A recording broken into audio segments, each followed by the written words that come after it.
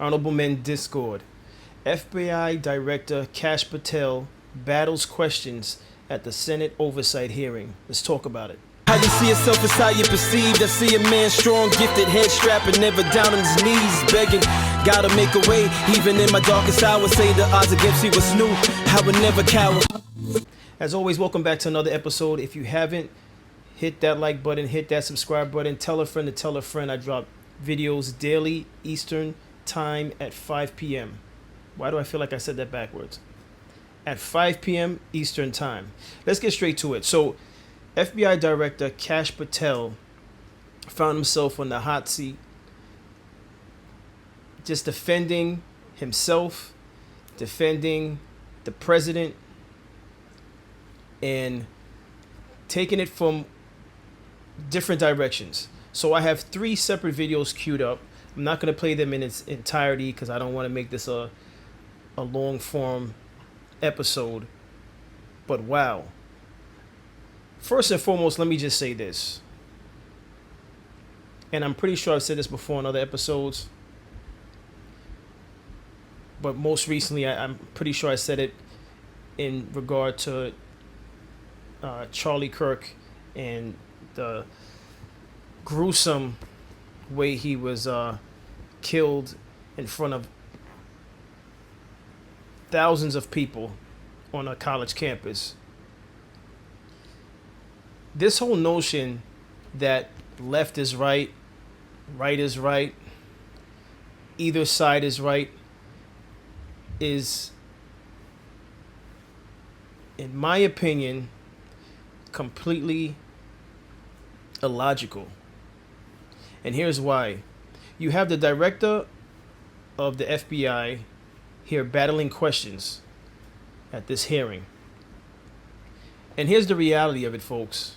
And I want everyone to keep this in mind when you have the urge to be emotional about what side you're on.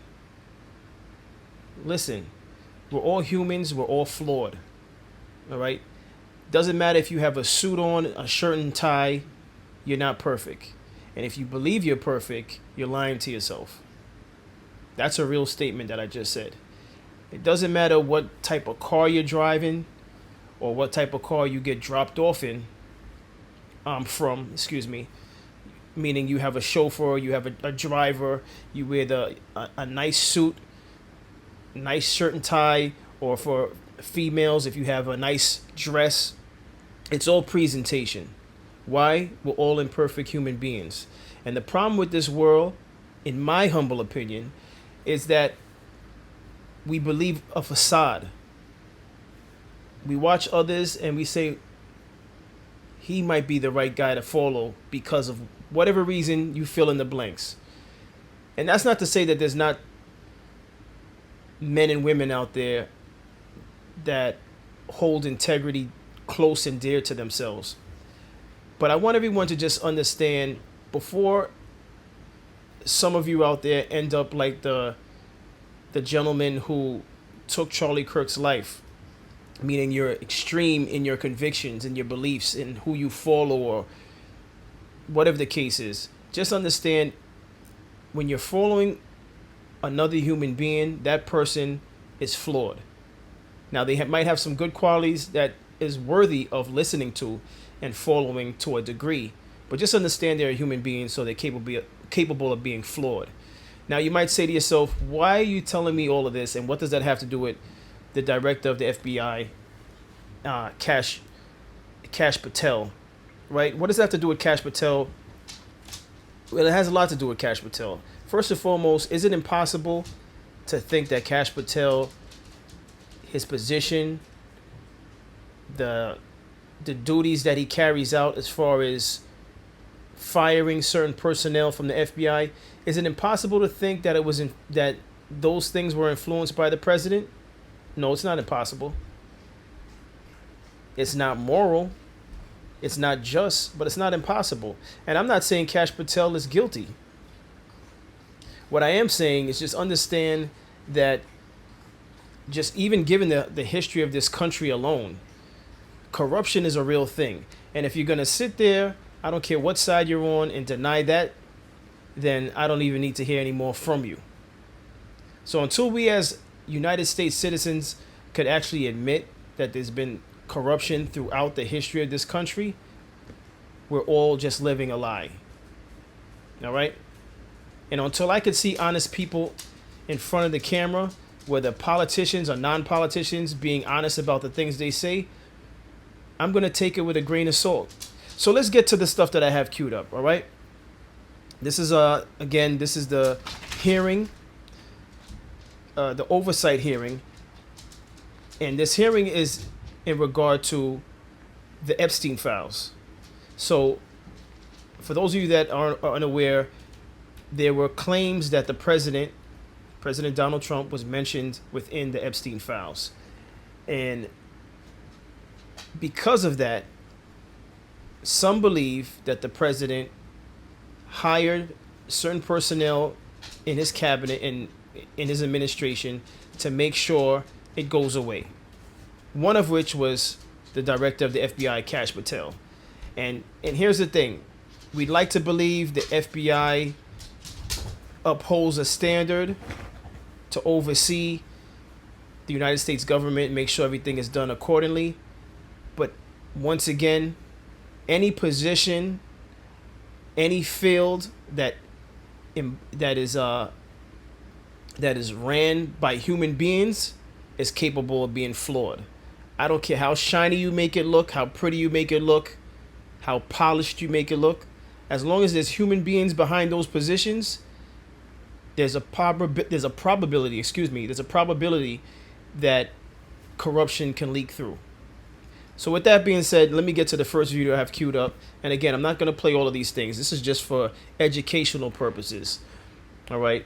And I'm not here to say whether or not Kash Patel is guilty or not. This is for educational purposes. But let's get into it. Director, the first time you saw Donald Trump's name was in the Epstein files. Did you close the files or keep reading? I have reviewed not the entirety of the files, so I have. You haven't reviewed all of the Epstein files? Personally, no. You're the director of the FBI. This is the largest sex trafficking case the FBI has ever been a part of. Buck stops at the top, and your testimony today is you have not reviewed all the files.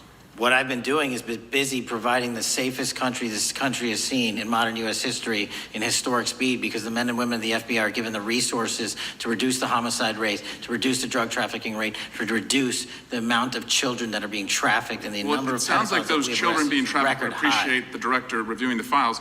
You said you don't know the number of times Trump's name appears in the files, so it could at least be 1,000 times. Is that right?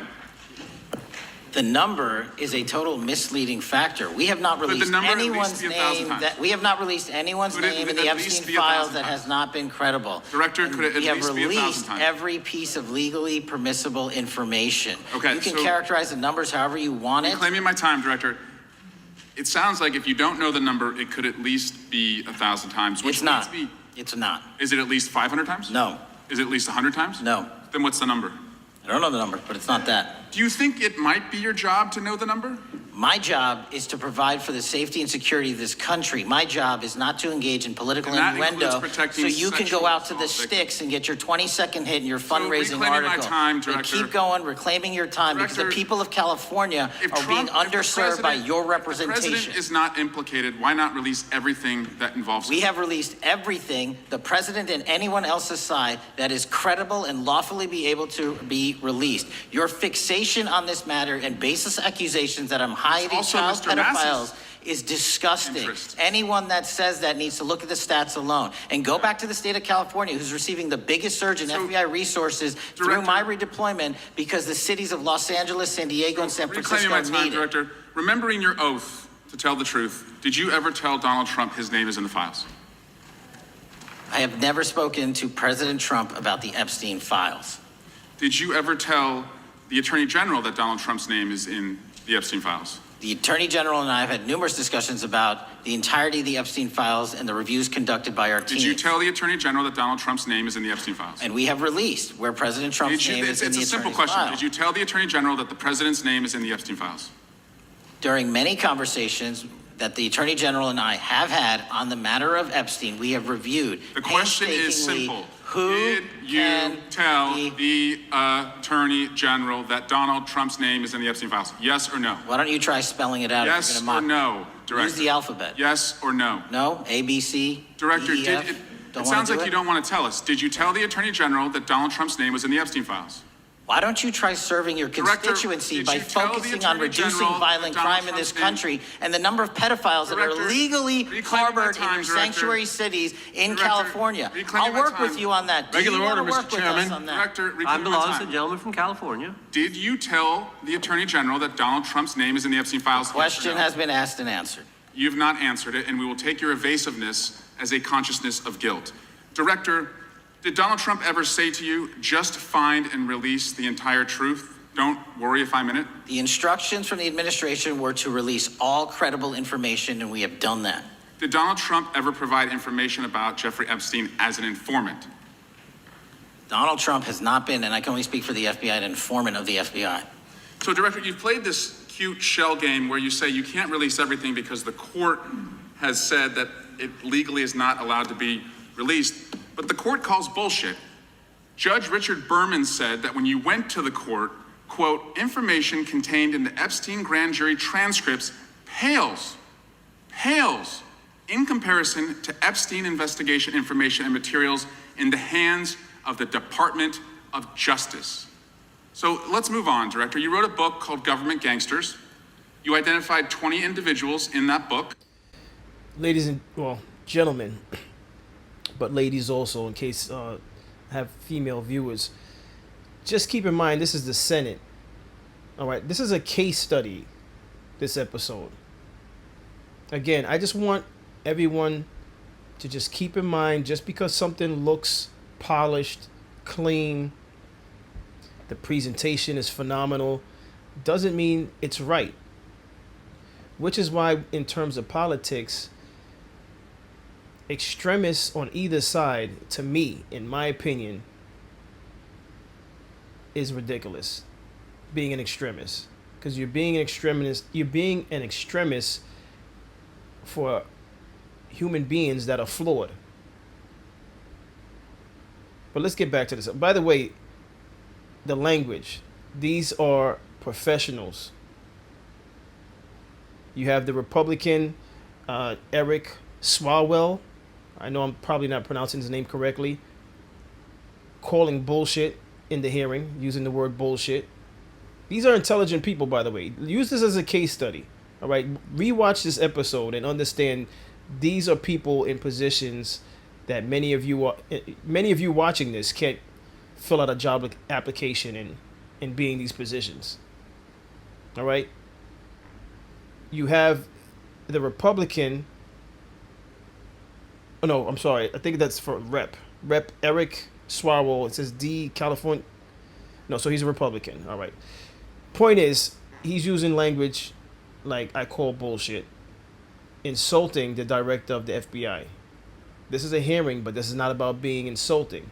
And interestingly enough, my video prior to this was about the Breakfast Club, right? And the reason why I'm bringing that up is, if you saw the interview on the Breakfast Club and the way Charlemagne and Damon Dash interacted with each other, you would think that type of behavior only exists on a certain level.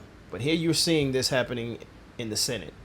He disrespected the director of the FBI, Kash Patel, and Kash Patel responds by reading out the alphabet.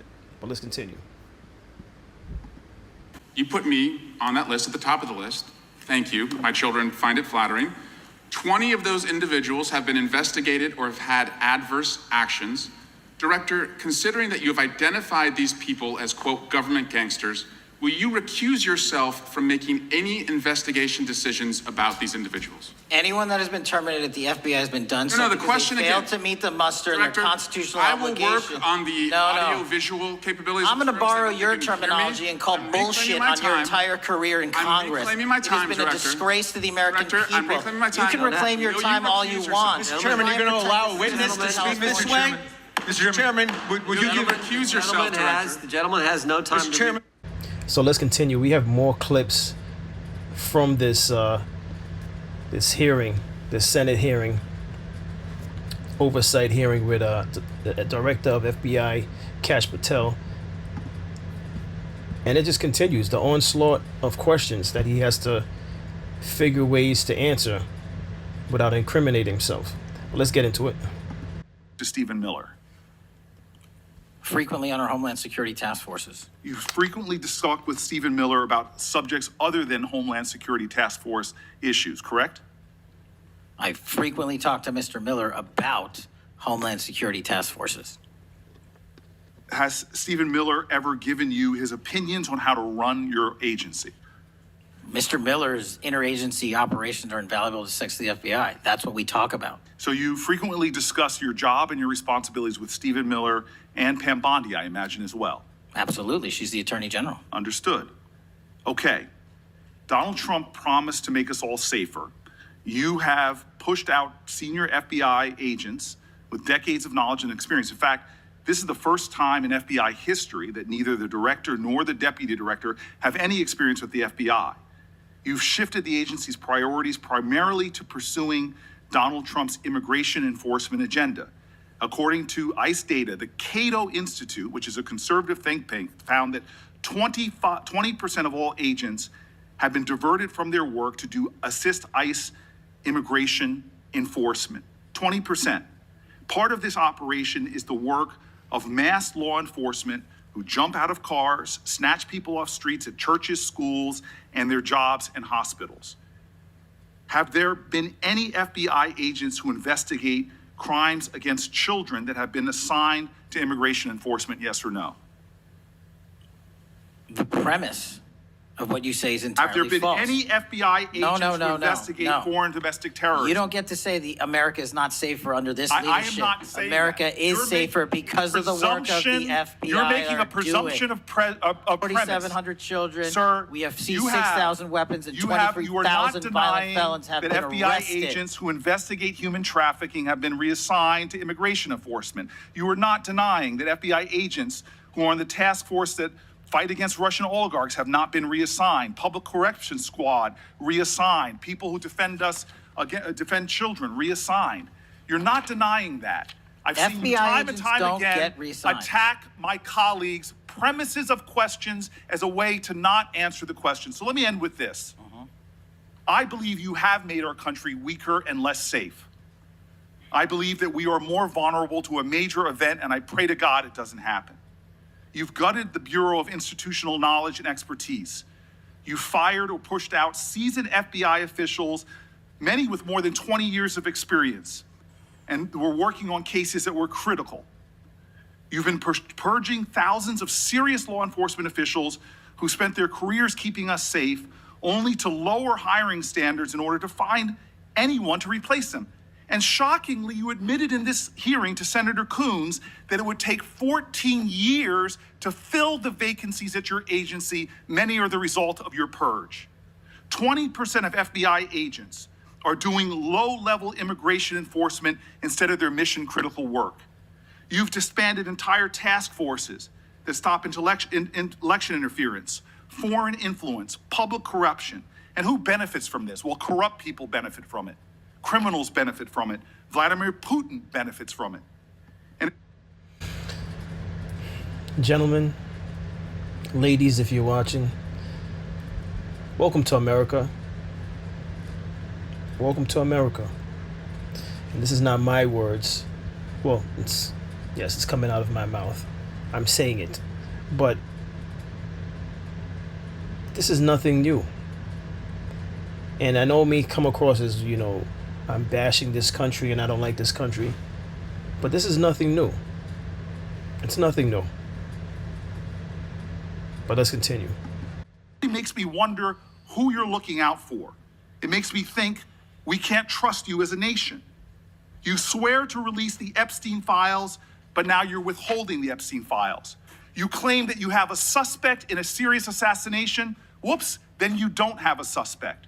You know nothing about plans to remove FBI agents, yet you're directly involved in those plans. In the words of an ex-FBI official, you are overseeing, and I quote, generational destruction of the nation's premier law enforcement agency. Mr. Patel, in just 8 months, you have assaulted the institutional integrity of the FBI. But I know FBI field agents. I've worked with them in Newark. No matter how truly bad you are, you can't undermine the legacy of agents who fight every day to keep us safe, but you can tarnish the integrity of the agency and undermine the agency's capacity. I believe you're failing as a leader, and that your failure does have serious implications. Well, I think it's safe to say that when President Trump's term has concluded, Kash Patel won't be there. And I'm not saying whether or not he's qualified or not, but when you have this much opposition against you from the Senate, I can't say that the likelihood of you having a long-lasting career as the director of the FBI is a possibility. But let's continue. For the safety and security of Americans and our families. We're more vulnerable to domestic and foreign attack because of your failures of leadership. I don't think you're fit to hand the bureau, but here's the thing, Mr. Patel. I think you're not going to be around long. I think this might be your last oversight hearing. Because as much as you supplicate yourself to the will of Donald Trump and not the Constitution of the United States of America, Donald Trump has shown us in his first term and in this term, he is not loyal to people like you. He will cut you loose. This may be the last time I have a hearing with you because I don't think you're long for your job. But I'm going to tell you this. I pray for you. I pray for you that you can step up and defend your oath, defend the Constitution, and do a much better job of defending this country. Thank you, Mr. Chairman. Do you? Ouch. And with that, let's move on to the final clip. During your confirmation hearing, you made several important commitments. For instance, you told Senator Coons there will be no politicization at the FBI. There'll be no retributive actions taken by any FBI should I be confirmed as FBI director. So let me ask you very specifically, did you ever take any action to terminate or discipline an FBI agent or employee in whole or in part as retribution for being part of an investigation of Donald Trump or January 6th? No. You also committed, you assured Senator Blumenthal, all FBI employees will be protected against political retribution. So you're testifying today that you played no role in the firing of even a single FBI agent for political retribution. None for political retribution. And if any FBI agent said you did, they would be lying. Is that your testimony? I'm only speaking to my actions. Everybody is allowed to make their allegations. Oh, no, these are allegations against you. And so, Mr. Patel, if FBI, senior FBI agents or employees said that you were firing them for political retribution reasons because of the cases they were assigned, you're saying they would be lying. Is that anyone that was terminated at the FBI was done so for failing to meet the standards, uphold their constitutional oath, and effectuate the mission. Well, by meet the standards, are you talking about meet the standards of protecting the president under any circumstance? No. You also guaranteed Senator Blumenthal that every FBI employee will be held to the same, absolute same standard. No one will be terminated for case assignments. Are you testifying today that you never terminated anyone at the FBI in whole or in part because of a prior case assignment? No one at the FBI is terminated for case assignments alone. Well, I'm asking about you, Mr. Patel. Did you, in whole or in part, terminate anyone at the FBI because they worked on the Trump investigation or because they worked on January 6th? No one at the FBI has been terminated for case assignments alone. Okay, you're saying alone. Does that mean they were terminated in part because they were assigned to a January 6th case or assigned to the Mar-a-Lago case? You're being very precise here, Mr. Patel. You're saying alone. That means they were fired in part because they were assigned those cases. Is that your testimony? Absolutely not. But if you want to keep Okay, putting words well, in my mouth, then go let me ahead. ask you, let's strip away the word alone. Did you terminate or participate in any discipline of any FBI employee in whole or in part because of their work on an investigation of Donald Trump or January 6th? Yes or no? Any terminations at the FBI by employees. No, I'm since asking you a very specific And I'm question. going to answer the question, but you don't like the answer because it's the No, truth I and it guts want your an answer to my narrative. question. I don't want an answer to someone else's question. So let me just be precise, and I ask for a yes or no answer. Did you ever terminate or discipline an FBI employee in whole or in part because they had been assigned or worked on an investigation of Donald Trump or January 6th? FBI yes or no? employees are only terminated Yes if or they no, fail Mr. to Patel? uphold their oaths of Yes or office no? and duty. You're not at the answering my FBI question. I You're don't not have to answering my answer your question yes or no because you're setting up a trap so you can have a Oh, media no, I'm narrative. not setting up a trap. And I'm not unless- giving it to you. Unless it's true that you fired people. People in have whole been or in part terminated at because the they- FBI who failed to uphold You're the assigned standards to. that the FBI requires them Did you to uphold. Did you tell anyone at the FBI that all FBI employees who they identified who had worked on cases against President Trump would be removed from their jobs? Did you tell that to someone at the FBI? Say that I would remove people for case assignments? That people that were identified as having worked on cases against President Trump would be removed from their jobs? Did you tell that to someone at the FBI? People are not removed But for just case answer my question. assignments. Just answer my question. Did you tell that to People someone? are not removed for case No, assignments. you're not answering my question. And I would Mr. never Patel, tell anyone. Did you tell someone at the FBI that FBI employees identified as having worked on cases against President Trump would be removed from their jobs? Yes or no? Did you tell someone that? I would never tell anyone at the FBI that they're being removed for basically their case assignments. Okay, so anyone who said that would be lying. Is that your testimony? Anyone can say whatever they want. No, I know, but you're saying they were a liar. I'm telling you what I said. Because this is in the complaint against you, Mr. Patel. So you're saying Mr. Driscoll and others are liars? I'm not going to address the complaint in the ongoing Okay, well then let me ask litigation. you, have you ever told anyone at the FBI that the FBI tried to put the president in jail and he hasn't forgotten it, and that your job depended on the removal of agents who worked on cases against the president? No. Did you ever tell anyone that? No. It sounded like he did tell someone that, and he has to find a way out of this because the way the gentleman's asking that question, it seems as though someone actually stated that Mr. Patel made those comments. But let's continue, and then we'll wrap up. Okay. Did you ever tell anyone that you knew these summary firings you were undertaking were illegal, likely illegal, and that you would be sued and later deposed? Did you ever tell anyone that? No firings at the FBI or terminations were done for anything other than justified Did you ever cause. tell anyone that, Mr. No, Patel? Why don't you no answer my question? terminations at the FBI were ever done in my tenure for anything other than failing Did you to ever tell uphold anyone their that, oath of Mr. Patel? You willing to office answer or the their- question? The FBI. I guess you're have not willing to answered answer the it. question. So let me move on. Let me Repeatedly. move on to the Epstein files. You said you're the most transparent FBI director in history, so I'm going to put you to the test. In 2024, you were asked by Glenn Beck about Epstein's Black Book. And you said, he asked, who has Jeffrey Epstein's Black Book? And you said, Black Book, FBI. And he said, but who? That is, I mean theirs. And you said, oh, that's under the direct control of the director of the FBI. That's what you said. Was that true, Mr. Patel? I'll rely on you quoting it accurately. I Oh, did no, that a no. couple Was of it years true ago. what you represented to Mr. Beck and the president's supporters out there, or were you lying? No, Was what- it true that the Black Book, Epstein's Black Book, was in the possession of the FBI director? The Black Book was in the possession of the FBI. Okay, so now that you're the FBI director, you have possession of the Black Book, right? That index has been released.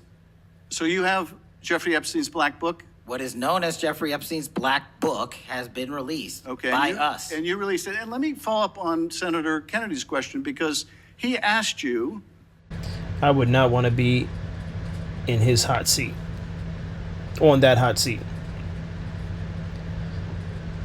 These are very direct questions, and he's trying his best to avoid answering it directly, and I would not want to be him. I would not want to be him. Let's continue. and I'll be very precise here.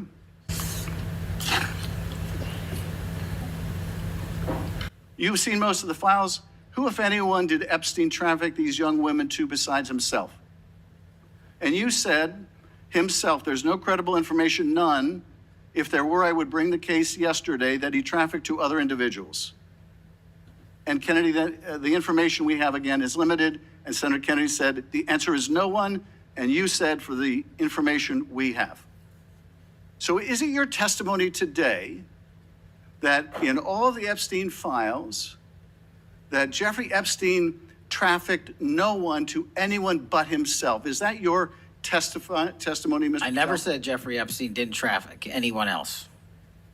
Did he traffic any young woman to someone other than himself? That was Mr. Kennedy's question, And I Senator Kennedy's said question. the information that 3 administrations have had access to I'm have asking- made determinations that there are no investigative leads that were credible to prosecute and investigate any others. I'm specifically I'm asking stating you whether we it's were your working on. testimony today.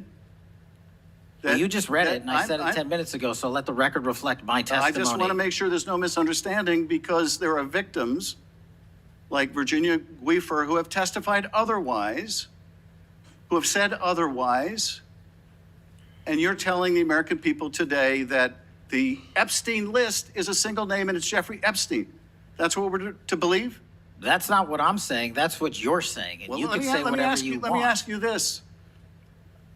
When Todd Blanche went to interview Ghislaine Maxwell, she said, but did I think these guys were coming for that? I really don't. If you met Epstein, there's no way that this cast of characters, of which it's extraordinary, and some are in your cabinet, who you value as your co-workers, and you know would be with him if he was a creep or because they want.